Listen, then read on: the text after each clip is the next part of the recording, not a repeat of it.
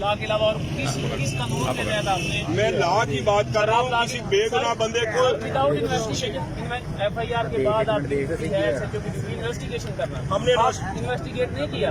अगर इन्वेस्टिगेट किया अब बात सुने ना हमारी। सर पहले आप मेरी सुने, हमने आपकी सुनी है। हम आपकी बात पे आप पे छोड़ के गए थे, आपसे इंसाफ लेने आए थे। आपको कहा था कि सर आप इसकी तफ्तीश करें, लेकिन आपने उस बंदे का DNA की रिपोर्ट के बगैर ही, उसका मुलाजा करवाए बगैर, उसकी इन्वेस्टिगेशन किए बगैर उसे छोड़ दिया। आप मुझे इस पे लीगली आप बता दें कि आपके पास क्या कानूनी जवाब है। इतना हीनियस नेचर का ऑफेंस है, जना का मुकदमा है, 302 के बाद सबसे बड़ी दफा है जिसमें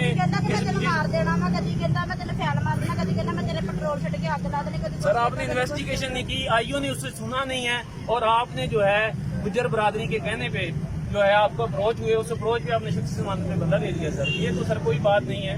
सर हम भी ये भी किसी माशरे का हिस्सा है, ये भी इसी खामोश भी होंगे कि किसी और की भी सुनेंगे, ये अपनी तकरीर चलाते रहेंगे।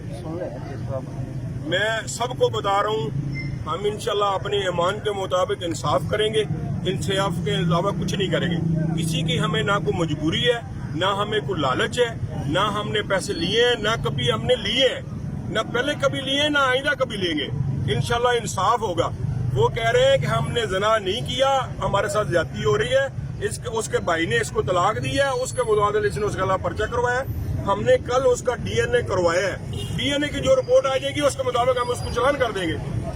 हमें किसी की अप्रोच नहीं है, किसी सिफारिश नहीं किया हमने।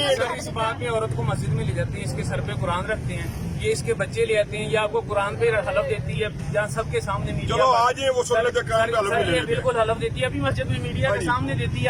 आप इसकी अगर आपने सामने नहीं अगर सर इस बात अगर सर हलफ पे ऐसी बात होती है तो आप उसको छोड़ देना। और